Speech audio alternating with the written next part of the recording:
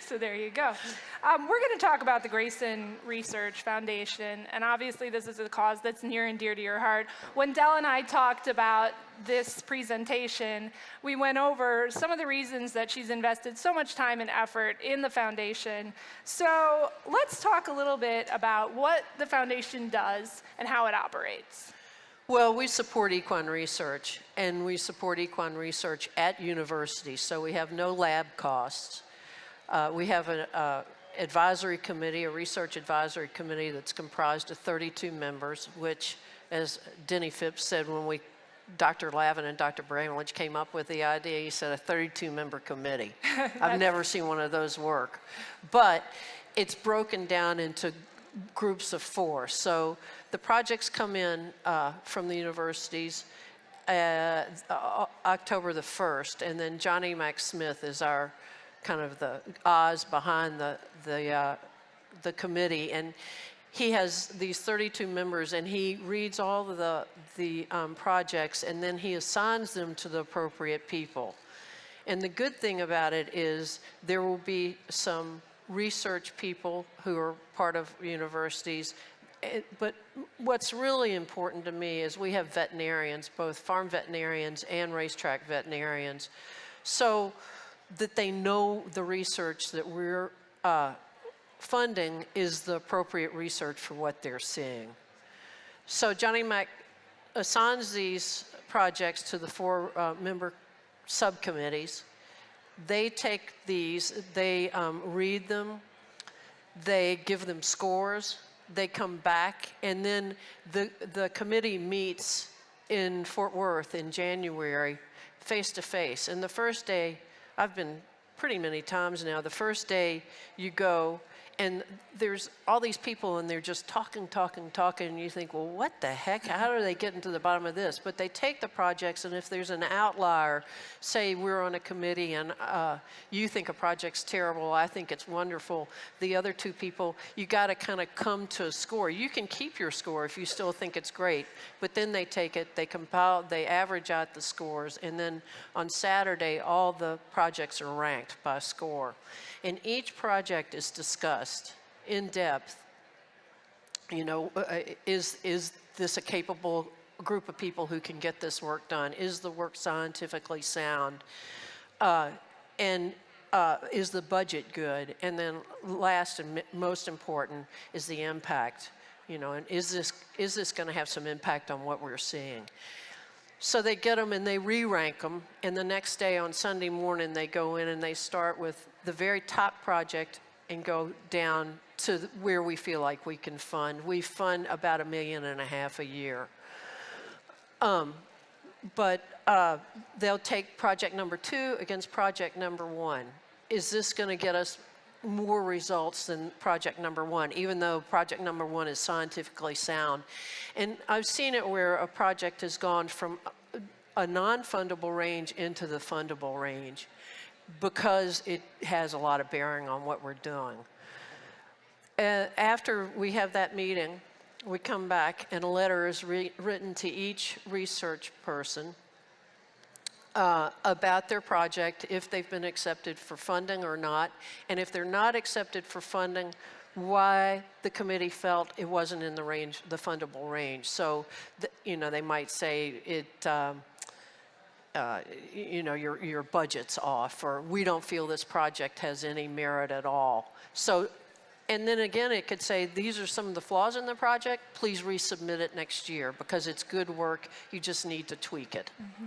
Well, you talk about these different parameters and talk about some of the research that has been done, because I know when I was reading the website, you know, for how to keep mares pregnant, how to keep our equine athletes safe and sound on the track, even equine herpes virus. I mean, there's been a ton of research done in so many different areas of horse health. Walk us through a couple of the key projects, maybe that are ongoing or things that you've approved in the past. Ones that would resonate would be Lady Eli. She not only lived, but she came back to compete because of Grayson Research. Cryotherapy it's basically icing. But the sooner you can do that type of thing, the laminitis stops. And so she was in ice, and then there's special shoes that they have that were developed by a couple of guys, that Dr. Belknap and Dr. Epps, and that they have helped a lot of horses with founder. Painter's another one that was helped. Always Dreaming came back because of some research that we had done on ulcers. Horses get here because of Grayson research between placentitis, which is a problem with pregnant mares, and then rhodococcus is, basically foal pneumonia. We've done a lot of work with that, and we're doing a project now at A&M, Texas A&M, that hopefully, possibly could be develop a vaccine for rhodococcus, which would just be wonderful. Before anybody knows about a horse, we got to get them to live. Wow, that's amazing. Is there anything specifically that's kind of your passion project, or are you engaged in each and every project and interested in it for the overall development? Well, I think if you love horses, you want to see everything possible done for them.